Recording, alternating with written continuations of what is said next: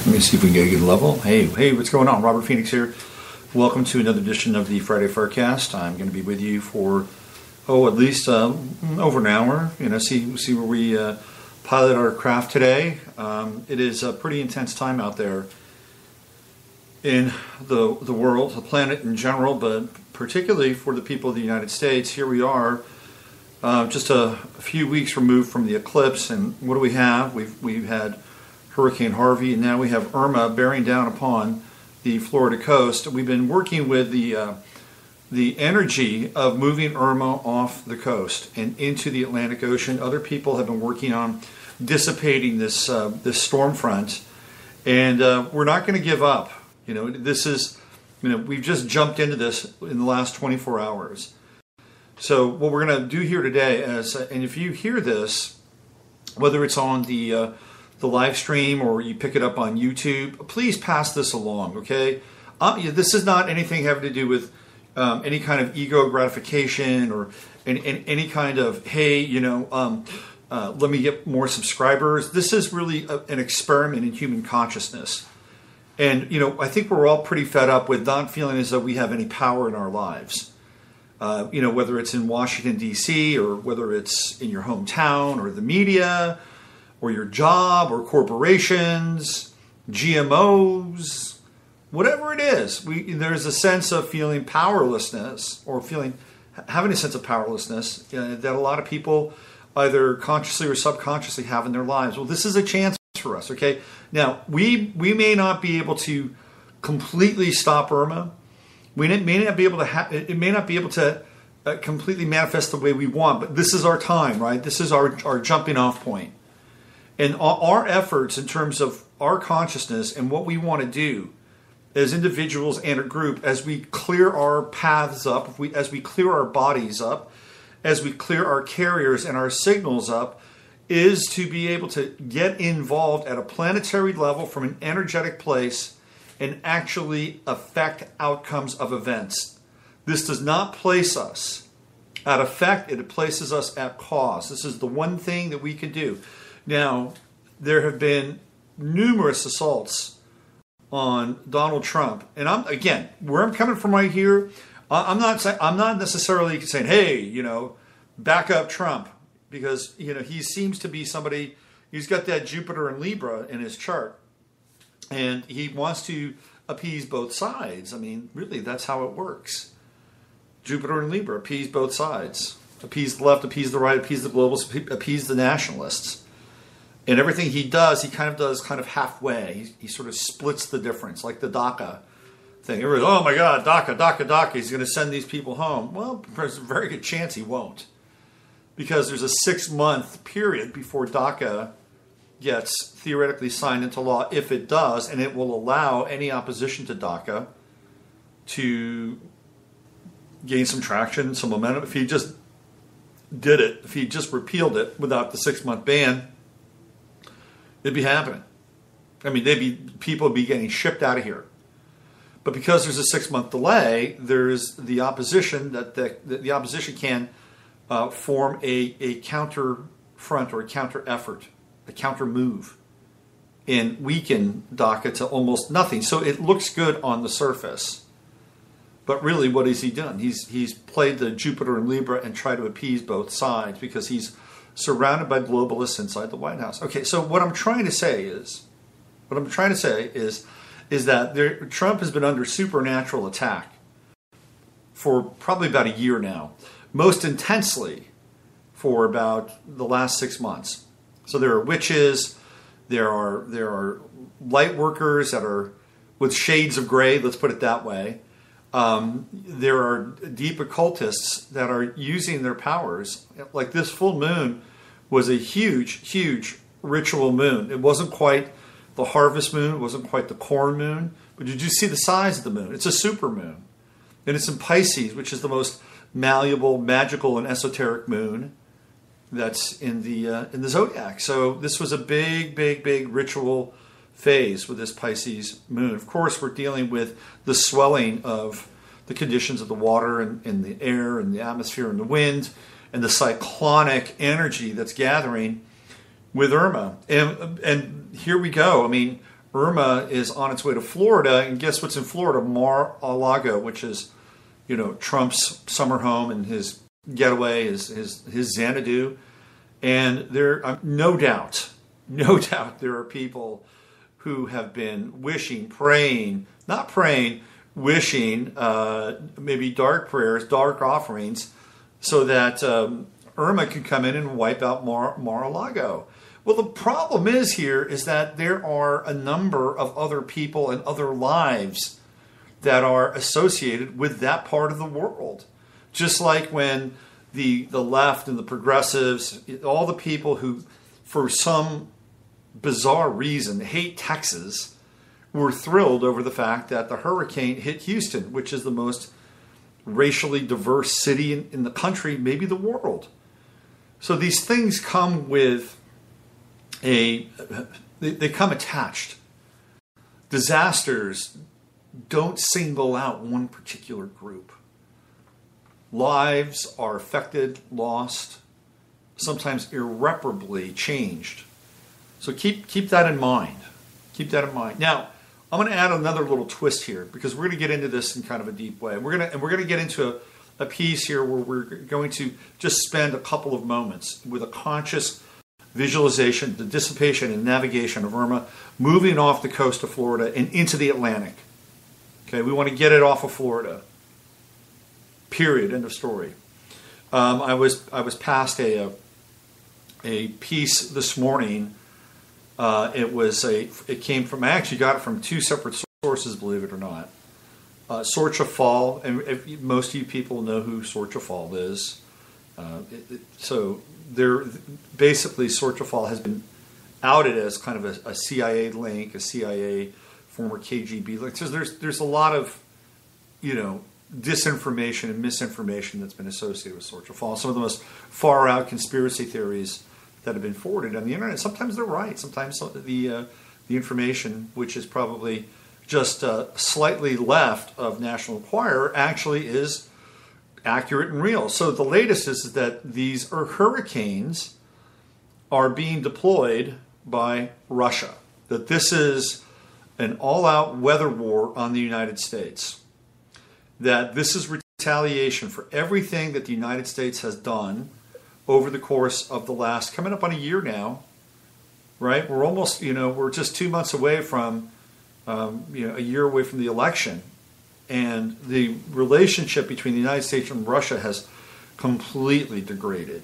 I mean, at least on the surface. I mean, that's what we're seeing, correct? I mean, who knows? Maybe there's a whole other kabuki dance going on in the background that we don't know about. And they're all just sitting around doing shots of Stolichnaya, off 13-year-old hookers' butts and laughing at us all.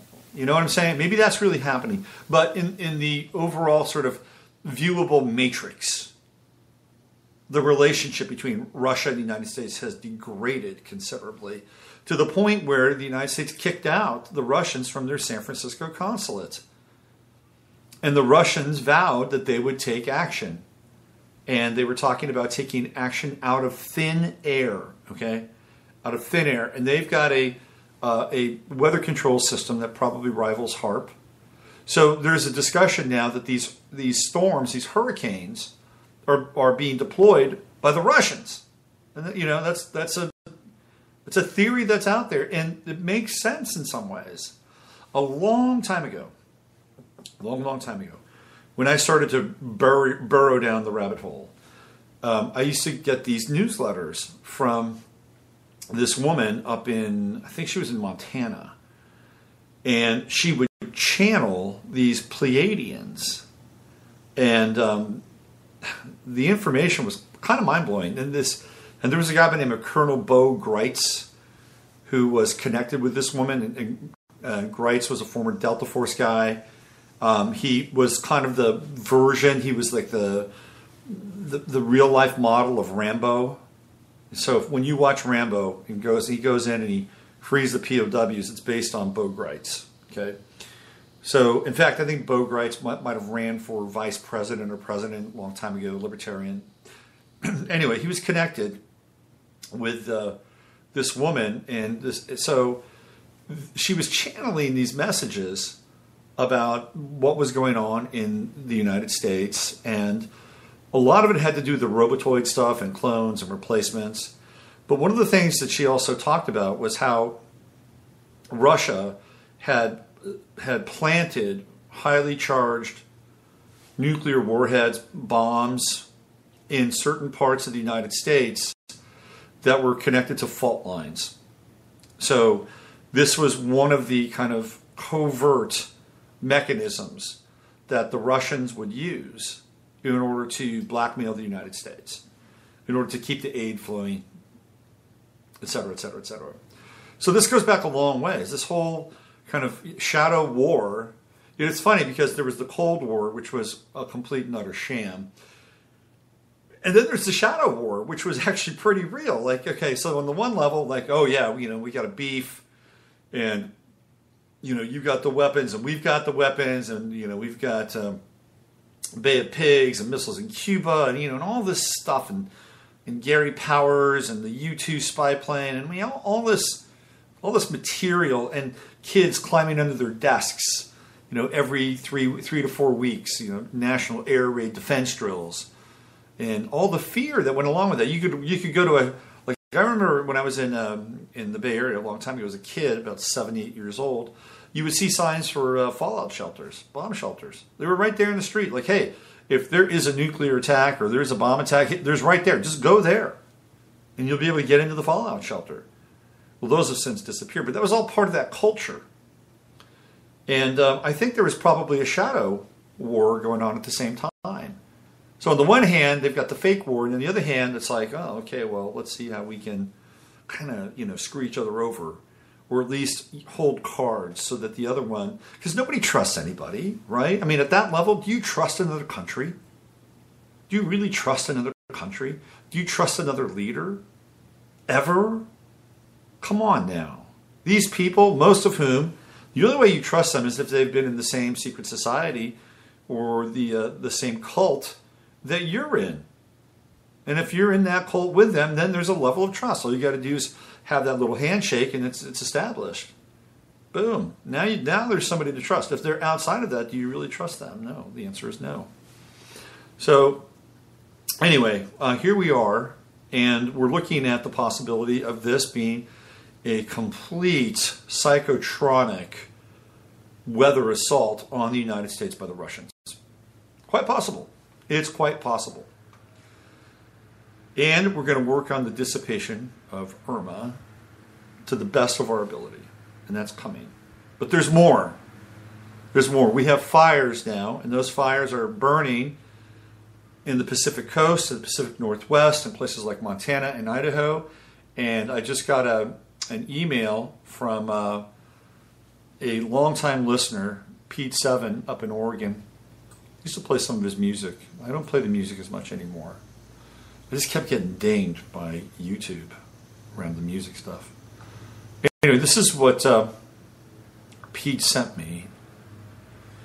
He said, Robert, you might be interested to get an on-the-ground take of what is currently the largest fire of concern in the U.S. It all started quite literally in my backyard. The Eagle Creek Trail, which is part of the Pacific Crest Trail, PCT, lies approximately 3 miles southwest of Cascade Locks, where I live, by the Columbia River. On Saturday, September 2nd, some dumbass kid lighting off fireworks set the inferno into motion. So far, it has burned about 35,000 acres. It moved 15 miles west in one night. It has traveled halfway to Portland in less than a week. And it is also moving east to the city of Hood River. I evacuated Sunday morning, and by now most of the town is here with me in Skamania County Fairgrounds, at the Skamania County Fairgrounds, directly across the river in Washington. Other communities in the path of the blaze west of Cascade Locks who were evacuated during its progression have been arriving. Trucks, tents, RVs, and trailers everywhere. Now I know what it's like to be a refugee. The past few nights we have witnessed an amazing spectacle, the entire Columbia Gorge in flames. Fire cresting over ridgelines and pouring down the canyon like lava. Trees popping off like matchsticks. Flames soaring hundreds of feet into the air. The hillsides glowing a sinister red.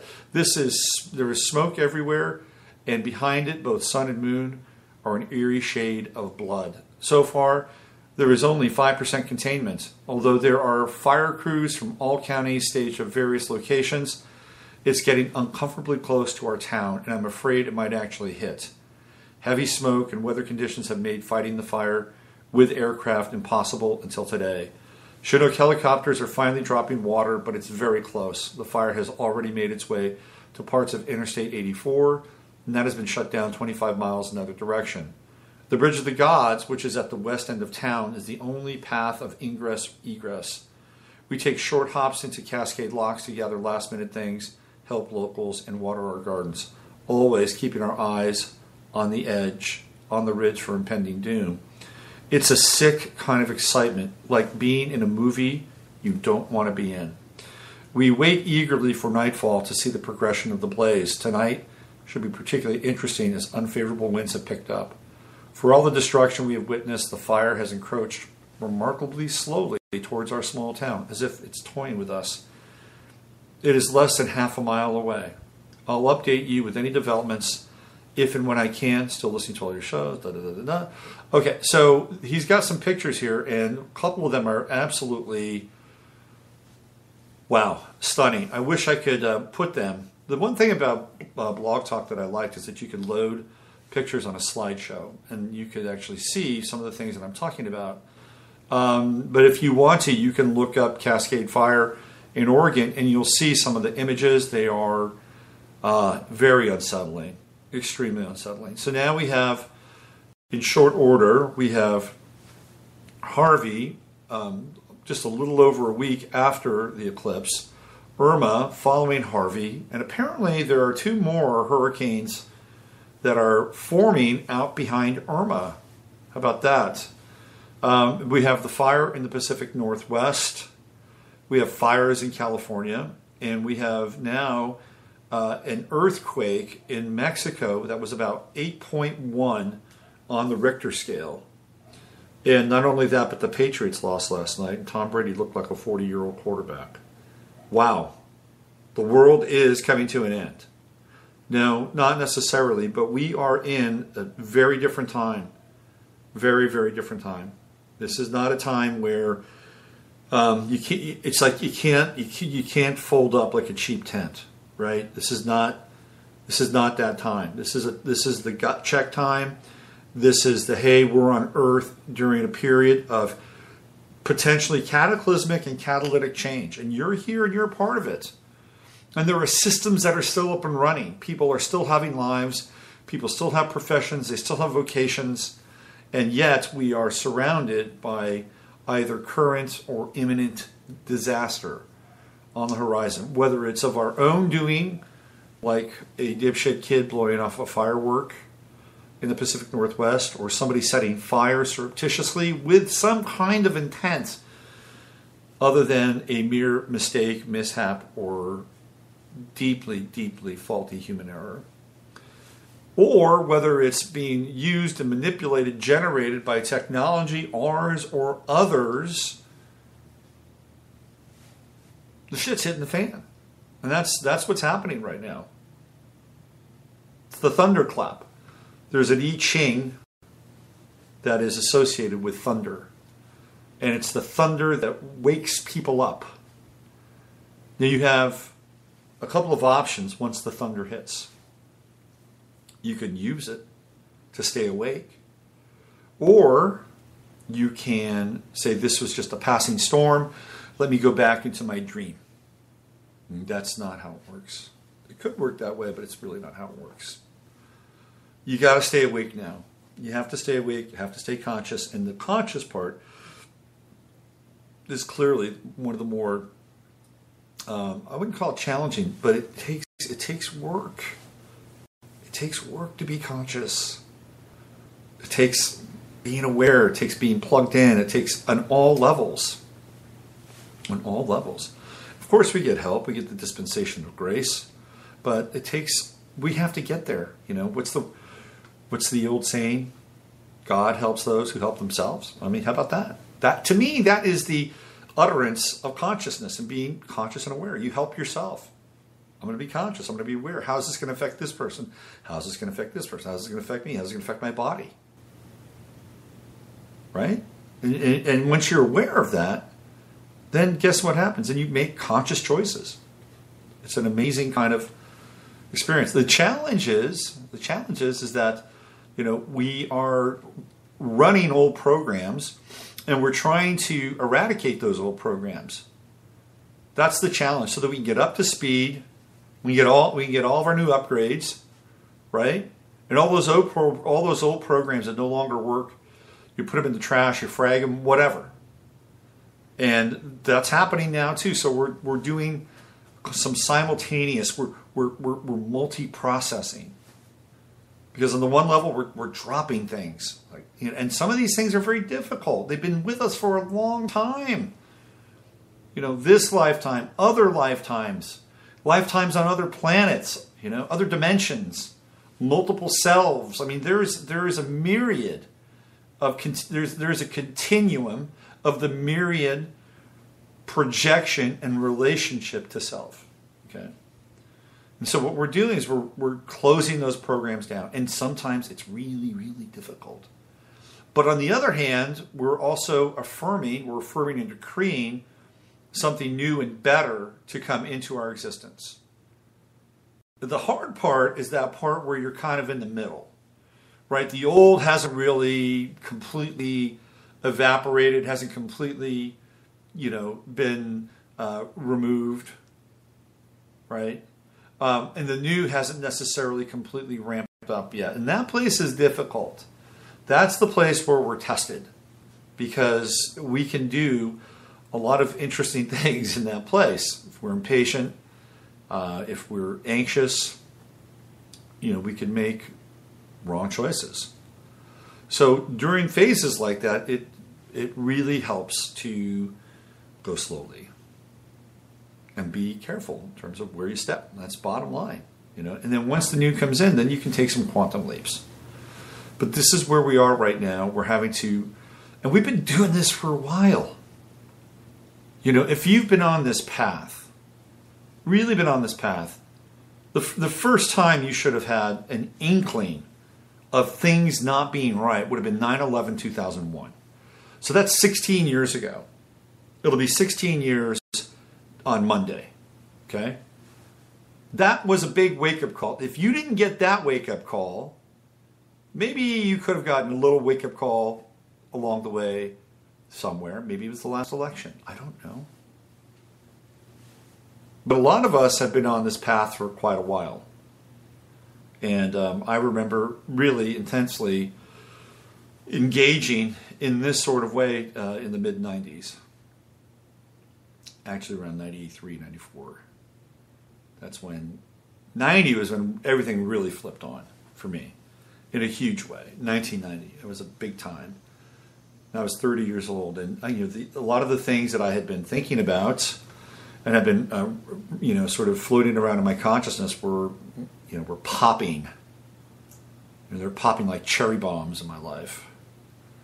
And that was the time when I actually sat in an audience with Bill Cooper in Olympia, Washington. Out of all places, Evergreen College. Could you imagine that?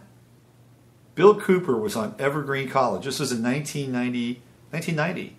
Could you imagine having the equivalent of Bill Cooper at Evergreen College today? You know who that would be, right? That'd be Alex Jones. Could you imagine Alex Jones on the campus of Evergreen College?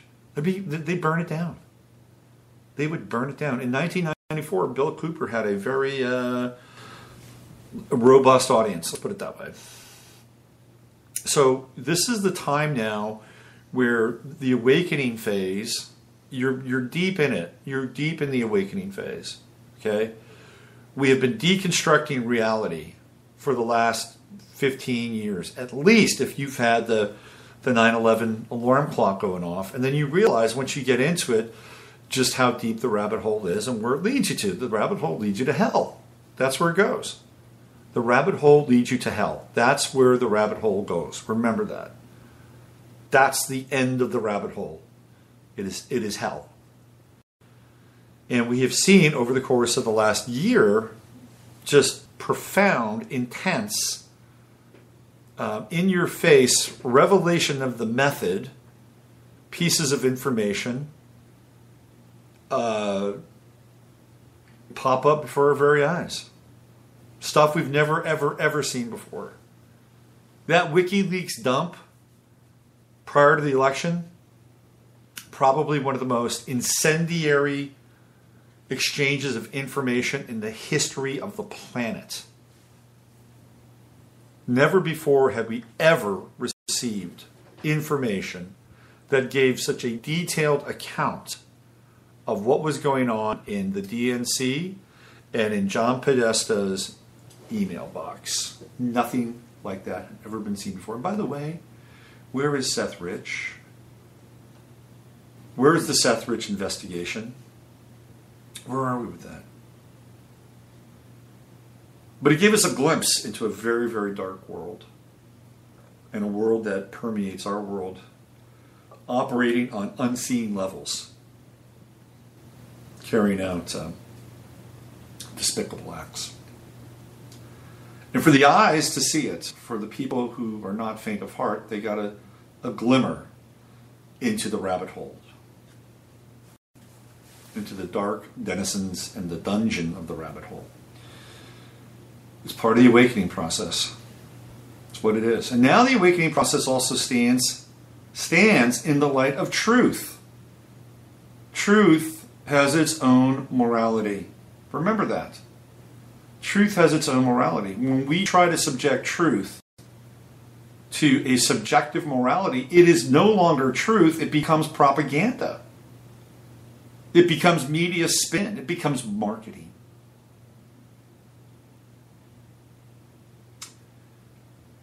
I promise we're going to get to Irma. I promise. We're going to do that. But we have to release the charge here a little bit. And what I'm referring to as it relates to truth, I'm going to go back to what I talked about yesterday.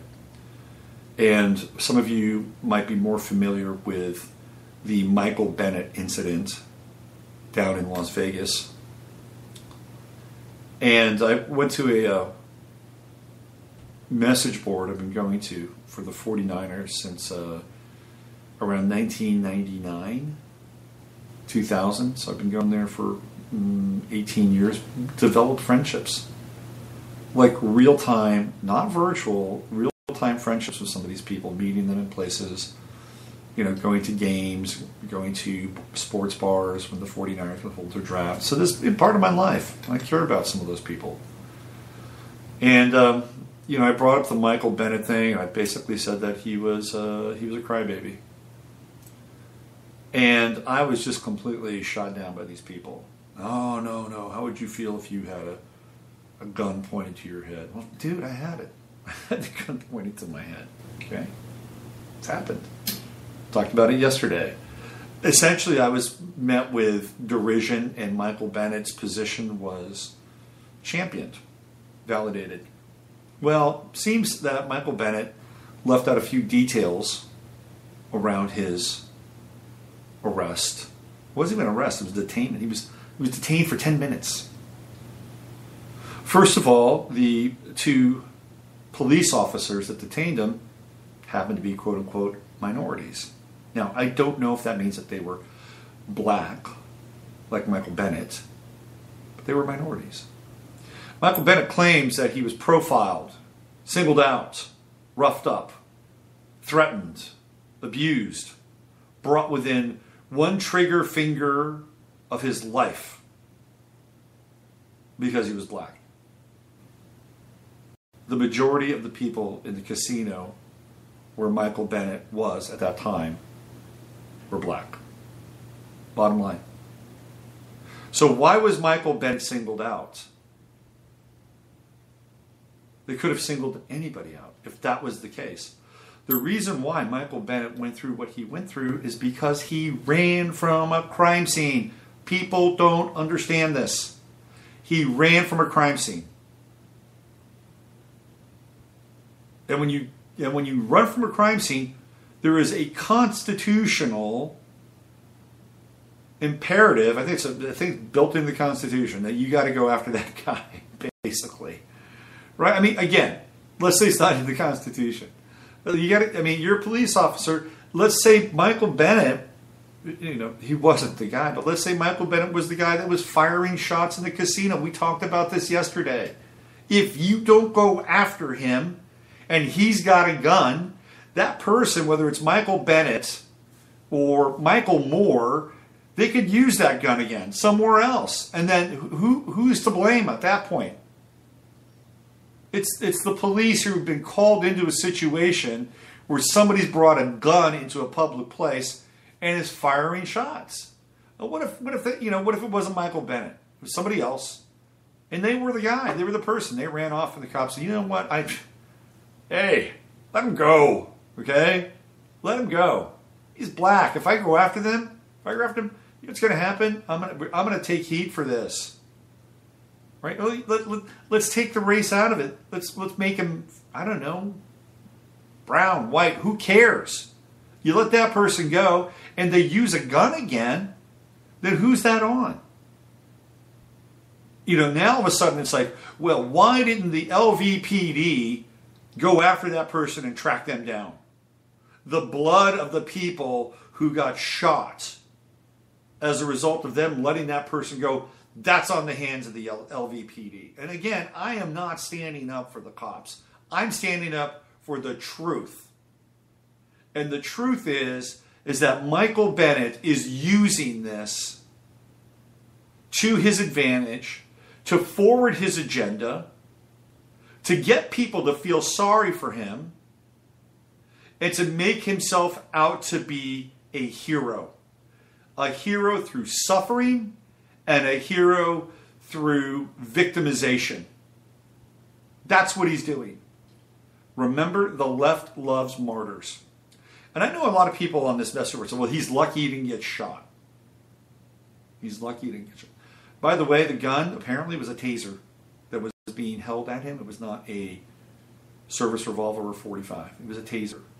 He's lucky he didn't get shot. But did it happen to anybody else? Did anybody else get up and run? No, he was the only person. Think about that. Now, oh my God, Roger Goodell, he won't look into this. We're not going to investigate this. He's got too much on his hands. He's got Ezekiel Elliott, who beat up his girlfriend, and they had enough information on Ezekiel Elliott to suspend him for 6 games. And of course, Ezekiel Elliott appealed, and he gets to play this weekend. Who knows what's going to happen after that? He's Jerry Jones's boy. I guarantee you, I'll bet you Ezekiel Elliott, he doesn't miss a down this season. If he does, I'll be very surprised. But how is Roger Goodell going to go into an investigation on one of his most high-profile players and somebody who has been at the center of the civil rights advocacy, of police brutality to minorities and change overall? He is now the poster boy, while Colin Kaepernick sits on the sidelines of life. Michael Bennett, another Scorpio, is taking his place. Now, I've looked at Michael Bennett's chart. It's very Scorpio heavy. He's got a Sun-Moon conjunction in Scorpio. I believe he has, if I'm not mistaken, Venus in Scorpio. He has Mercury in Sagittarius.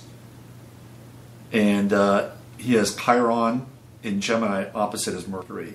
Yeah. That's a little woundy. Do you know what I mean? That's a little woundy. You throw Chiron in opposition to Mercury, especially in Gemini. Mercury's in its fall in Sagittarius anyway. Known for what? Exaggeration. Sagittarius expands. It expands anything. Mercury in Sagittarius is interesting. I know a lot of really bright people have Mercury in Sag. But they also have, at times, really sloppy thinking. And at times, they come off as being real know-it-alls, I mean, that's the nature of it. And sometimes they're right. That's the weird thing about Mercury and Sag people. They could make a statement which is very broad and very general, and yet and could be kind of contrary in some ways to what other people might think or believe, and it could be right. And they can get there without having to go through all the circuitous paths of logic.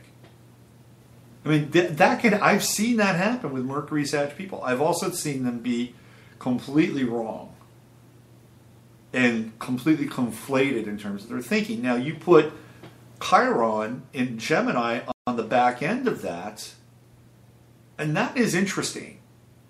First of all, the person, no matter what sign those two aspects are in, they are coming from a wounded mind. And they speak of the wound. They speak from the wound. And when we get into Gemini, what do we get into? We get into duality. So perhaps Michael Bennett is so convinced that there is a wide and gaping division between himself and other people that he has to give voice to that. Okay? I don't have a problem with that. It's America. I got my show. I'm doing what I do. We get to do it. Until further notice, correct? But on the other hand, if the wound that is being spoken from is in some ways a wound that is not coming from a place of truth, but from some subjective experience that at some point will be put under the scrutiny and the microscope of truth. Now all of a sudden, the wound, or speaking from the wound, looks very different. So we're going to see what happens over the course of the next couple of weeks. The NFL won't touch it. Michael Bennett's lawyer has basically kind of backed off of I think if Michael Bennett decides to go to court and sue these people, I think he's going to lose. I think if he decides to put a civil suit together, he will lose. Because they've got 128 cameras that they have information from. Casinos are loaded with cameras. Oh boy, here comes the weekly haircut. This could go on for a while. This happens sometimes on Fridays. Anyway, it's an interesting piece in our world, and it speaks really to this two levels at least of reality that we're living in. There's consensus reality, which has changed, and then there's the reality of facts, truth, coming from a place where you can't always contextualize and turn truth into a subjective experience. It doesn't work that way. At some point, the weight of truth will bear down upon it.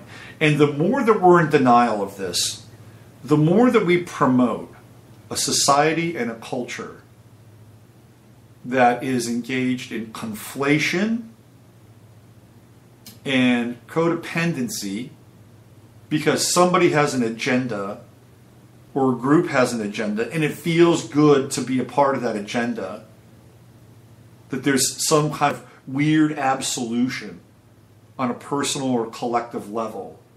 Or perhaps there's so much social pressure that to not be a part of that agenda, not support that agenda, would literally isolate and cripple the individual inside or outside of the group. And we saw that. We saw that as the election process took place and how the country became divided. At some point, boys and girls, the truth will have its day. And that's the bottom line.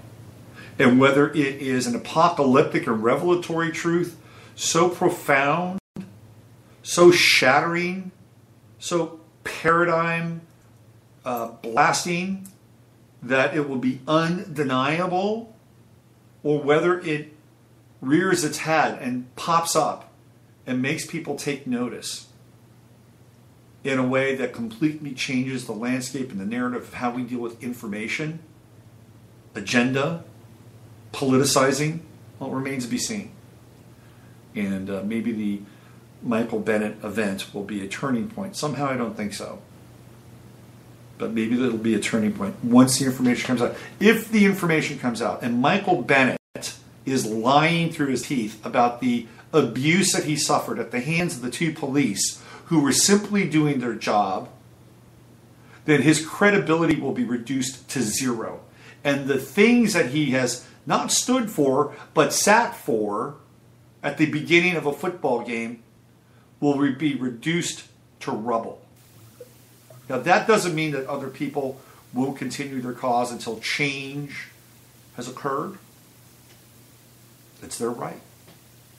And it's our right to step back and say, we agree or we don't agree. This is true to us or it's not true. Or it's true in general or not true at all. And that's where we are. And I hope, for the sake of truth, all the details come out and get sorted out.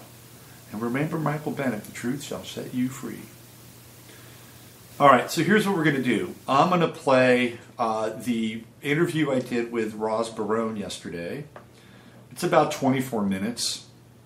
And that'll take us up just past, right around 1:15 here or thereabouts in Austin.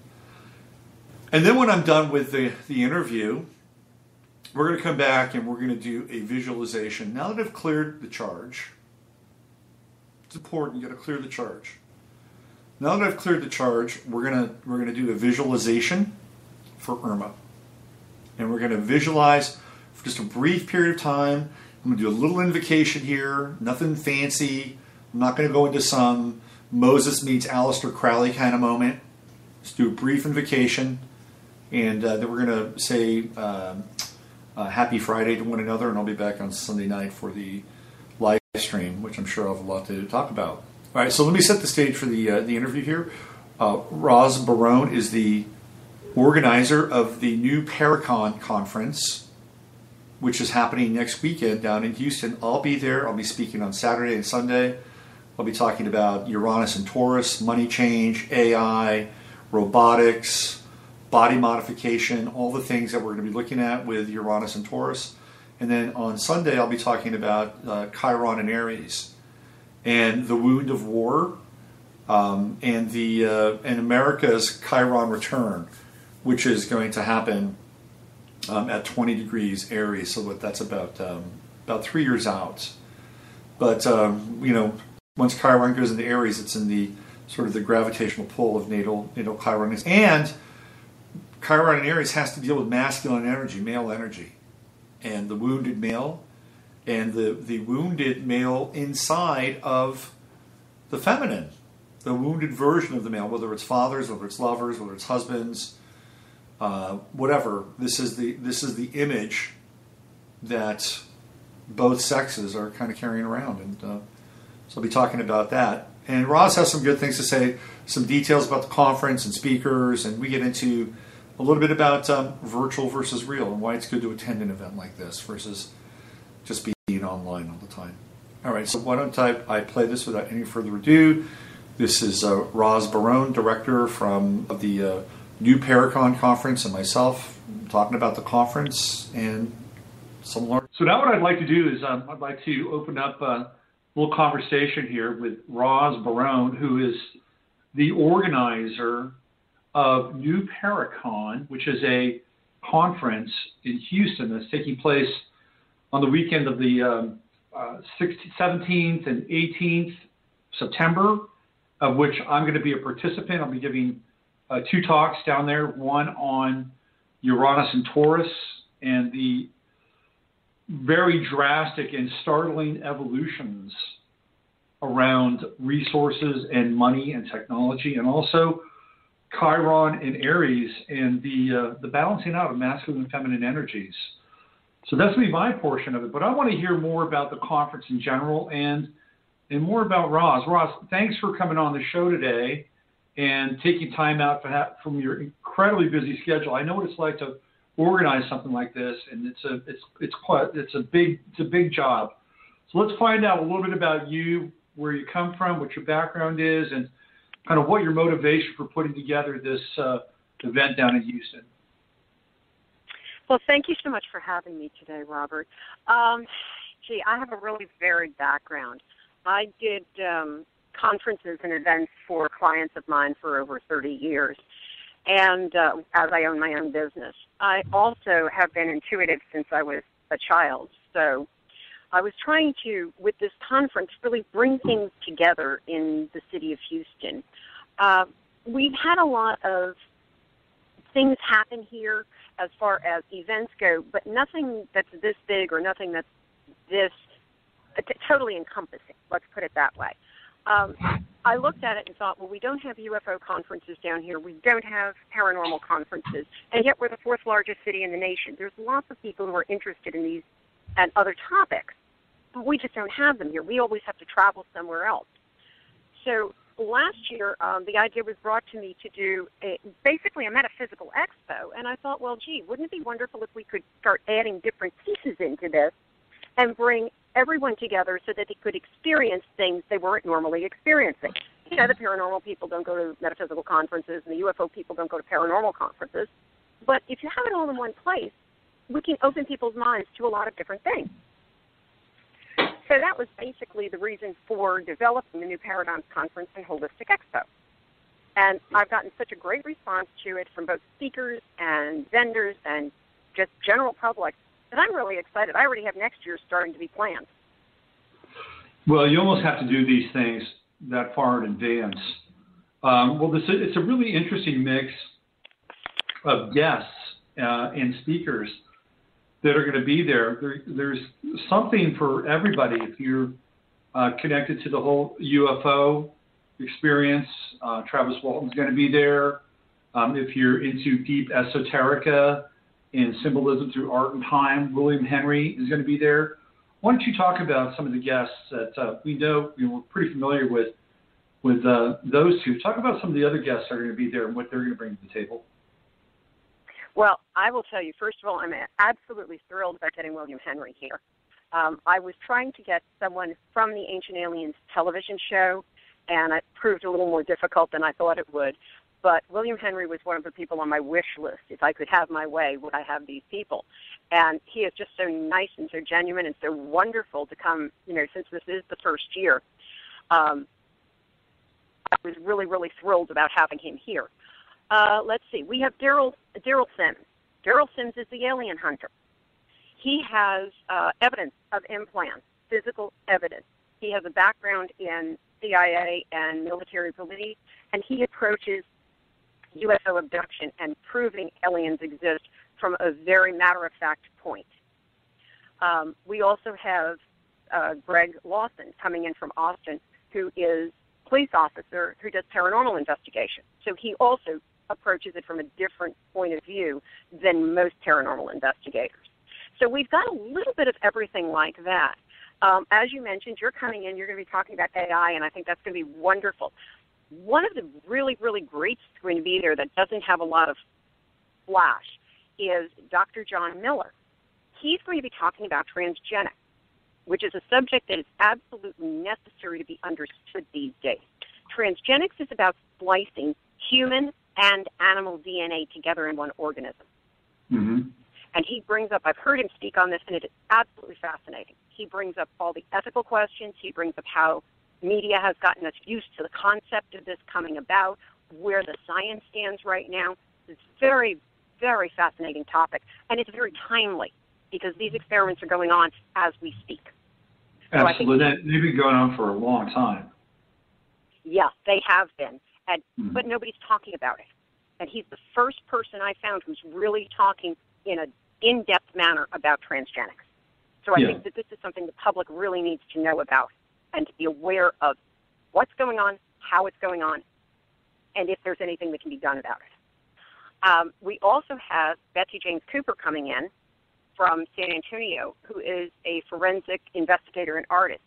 Betsy was actually called over to Kuwait after the first invasion of Iraq, when Iraq invaded Kuwait, to identify remains in a mass grave of over 600 people in the national forests and different places around the country where all these people have vanished and nobody knows what's happened. There's no trace of them.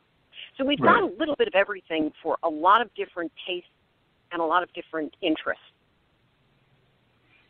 Well, that sounds incredibly eclectic and fascinating, and sounds like there's a little something for everybody.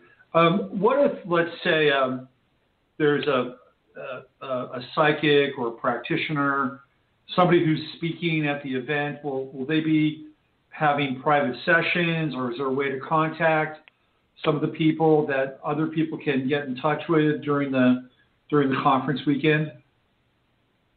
Oh, absolutely. First of all, we're going to have some really excellent readers in our expo. I've handpicked them myself.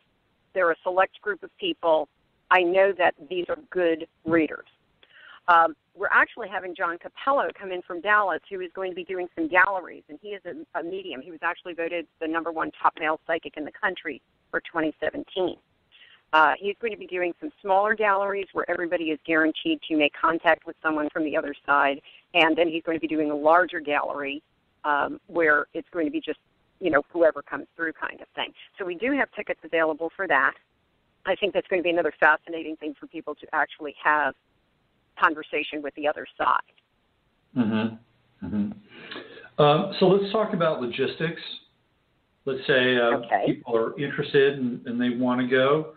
What are we talking about in terms of prices and lodging and anything associated with the show? All right. Well, the hotel that we're having this at is the Hilton Hotel West Chase at 9999 Westheimer in Houston. The show goes from 10 to 6 on Saturday and Sunday, the 16th and 17th of September. Ticket prices are very low to get in. It's a $10 entry fee for tickets. I've kept it specifically low because some of the people like William Henry and some of the panels and the Kling brothers are all going to be a separate ticket. So if you don't want to see them, that's fine. You don't have to purchase a ticket. If you do, you can pick and choose. It's kind of like a cafeteria plan. I want this. I don't want that. So I wanted to leave it open for people to really experience who they wanted to rather than pay a humongous fee in the front and then say, okay, you get to see everybody. So we're trying a new format this year, and we're going to see how that works. Mm-hmm. As I mentioned, tickets are only $10 to get in. There are a lot of people included in that ticket. You get entrance to the expo and to most special ticket events. You can find those on the website at www.new-paracon.com. There's ticketing, advanced ticketing on there, everything else. The most expensive ticket is for Thomas Sheridan because he's coming over from Ireland to speak on, he's a folklore and occult expert. He's speaking on the Nazis' use of the occult in their regime on Saturday, and he's speaking on the underground cities in Europe on Sunday. So there's a dual ticket for that if you want to. It's all on the website. It'd be lovely to have a lot of people turn out for him. I understand he's very, very big in Europe, and he really has never been to the U.S., so this is going to be his first time here in the United States. If you want rooms at the hotel, we have a room block. It's a $79 a night stay here at the Hilton, and you can be right in the middle of the action. Well, that leads me to the next question is what's going on in Houston and how do things look on the streets there? Actually, a lot of the streets are open. Most of them are. The only place that's really still flooded is the place where they opened the dams into the bayou. And those places are still flooded, but we've been told by the Corps of Engineers that the water is going to recede at a rate of half a foot a day because they've slowed down the release from the dam. Mm-hmm. So even by the time that this happens next weekend on the 16th and 17th, this place should be pretty much cleared out. Unfortunately, the poor people who have suffered through the flood will have months, if not years, of trying to get their lives back together, but the water will have drained by then.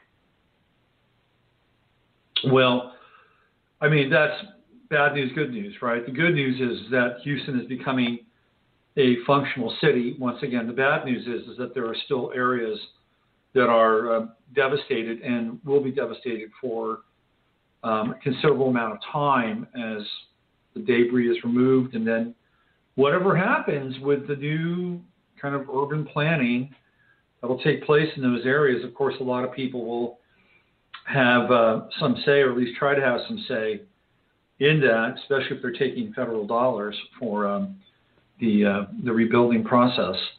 Well, that's good news. And one of the best things that people can do in a situation like what Houston has gone through is, guess what? Go visit the city. Go visit the city. Absolutely. Go hang out. Get a hotel room. Take in the sights. Take in the sounds. Eat at the restaurants. Take the Ubers. Take the Lyfts. That's another way to pump money back into this. Actually go there. And this is a great opportunity for people in the kind of the greater Houston area. So if you're living in Austin, where I'm actually living at this point in time, or living in Dallas or San Antonio, it's not that far of a drive. You can get a room down at the hotel and hang out and help Houston out and get a little enlightenment. And the thing that I always love about these events, Roz, is that we become such a virtual society, and people do, online webinars, or they communicate and share information via the social media networks. But when you go to an event like yours, you're actually meeting people face to face, eye to eye. It's a physical encounter that I think is vitally important, for the human species, where we can actually exchange not just energy or information, but energy and spirit and essence. And this is one of the great things about an event like yours, because ultimately you wind up with the sense that you're not alone, and that there are other people out there that have similar ideas, similar thoughts, similar feelings, and then you get to experience group and community. Even if it's for a limited period of time, it's an essential part of the human experience. I absolutely love that. I'm old school. I like to see people face to face and eye to eye. I think that there's a lot of energy that comes about when you can sit and talk with people, understand different points of view, debate if you want to, agree if you want to. Those kinds of things are crucial for humanity, in my opinion. We need to have that interaction. And I actually had some people come to me this year and say, well, are you going to live stream this? Are you going to do this? Are you going to do that? Well, maybe next year we might do a little bit of that. But I really want people who can come to be here and experience what's going on and talk to the experts. You rarely get a chance to talk to some of these people. I don't know the last time William Henry was even in town, if he ever has been. So albeit he's only going to be here on Saturday because his schedule is such he has to be on Sunday. But you get a chance to meet him. We're going to have tables set up for people for the speakers who are selling their books and things. So you're going to get a chance to meet and talk to these people one-on-one if you want to, buy a book, don't buy a book, have them autograph it if you want, all those things. And I think that's absolutely crucial. I agree with you. I think we've gone way too virtual in a lot of things, and it's about time that we did have interaction. Yeah, I agree. I totally agree. I think the energy what's great about environments like that and experiences like the one you're putting together is just all of a sudden you've got 3 or 4 or 5 people sort of kind of meeting, coming together in an impromptu way. And it's like, let's go have some food. Let's go hang out.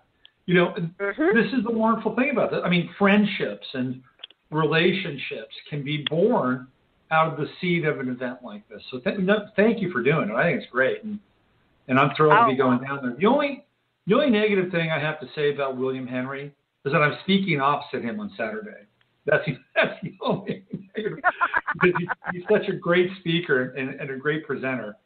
I think we'll get his gravy tripping. No, I'm just kidding. But yeah, I highly recommend going down there and checking him out. Both William and I were on Gaia right around the same time. And I did 28 shows, and I don't know how many he did.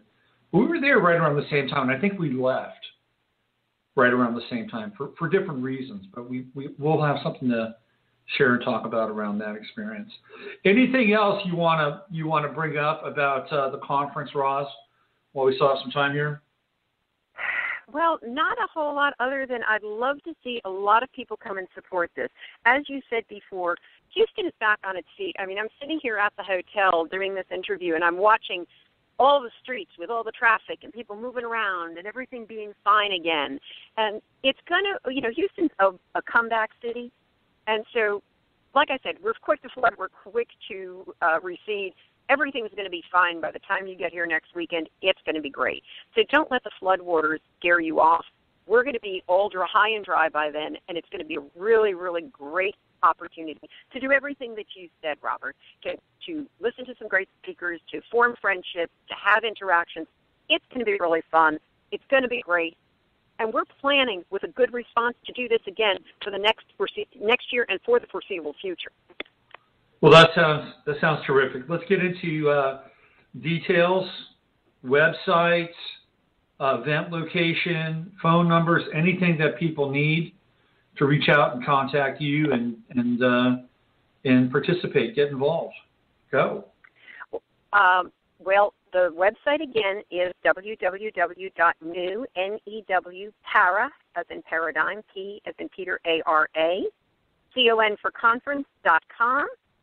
My phone number's on the website under vendors if you need any other questions answered. There's an email for newparadigms@gmail.com, so I'll answer questions there. The event is September 16th and 17th of this year, which is in about a week and a half, at the Hilton Hotel West Chase in Houston, Texas, 9999 Westheimer. All right. Well, Roz, thanks again for coming on, and I look forward to meeting you, and I'm super excited about going and presenting down there and hanging out with the good people of Houston and the greater Southwest Texas area, whoever shows up. I'm really looking forward to it. Thanks again. Well, thank you so much. You have a great day.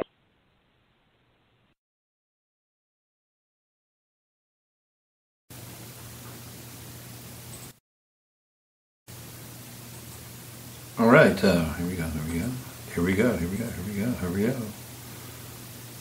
Let's stop that. Hey, what's happening? That was Roz Barone from new-paracon, and it's going to be really.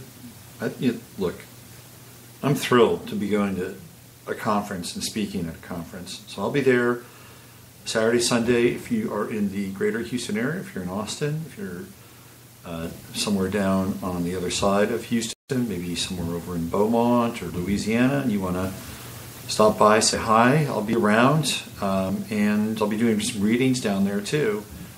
And I'll probably have most of Saturday blocked off to do some readings, and maybe sometime on Sunday. So I'll be, I'll probably have space for about 6 or 7 readings over the course of 24 hours. So if you're interested in doing a live reading with me, you can find me down there. I will also be bringing my astrological course with me, and you'll be able to buy it right there from me on CD. I'll have a very special show price, extremely special show price for the course, and I'll throw in my 2 webinars on Chiron and the True Node, the North Node. So that's what I'll be bringing with me as far as my goods and my services. Well, you know what they are.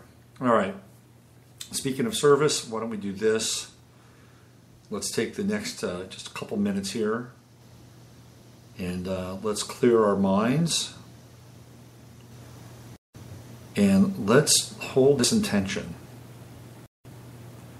And the intention for the highest good, and for the least amount of damage, where nobody is ever intentionally harmed or hurt in any way, shape, or form, that we use the inherent power that is in each of us connected to Source. So there's really Source working through us. And we visualize the dissipation of Hurricane Irma. And we visualize the winds and tides shifting away from land and out to open sea. And as this occurs, the results are miraculous. And the news and the information that's reported from the event reflects the transformation of the event itself. Now, we do this, and we let go, and we let God and surrender under the idea, the premise, and the truth that there is always a higher will to be enacted through all of our events. So we let it go. We surrender. But we hold this in our minds, and we hold this in our consciousness. We hold this for the people in Florida, Louisiana, North, South Carolina, the islands, all of them. Let's just see that big, beautiful storm fizzle out and move out to the Atlantic. And any other storm behind it have its brief moment, its brief manifestation, and follow the same path. And for our brothers and sisters in the western part of the United States who are so close to the burning point, we hold the same space and we visualize cooling winds, damp air, the miraculous halt of the flames before they cause any more damage. And we visualize strength and patience and endurance and fortitude going to those fighting the fire, that they are not alone, that spiritual forces are working with them to extinguish those very flames. And we hold that space and we visualize that fire getting smaller and smaller and smaller until the point that people can return to their lives as safely and as quickly as possible. And this is what our contribution to these events can be. We surrender and we let go. All right, that's it, boys and girls. You know the drill. Use your head to discern what's real, your heart to say what's possible. I'm Robert Phoenix. I'll be back with you on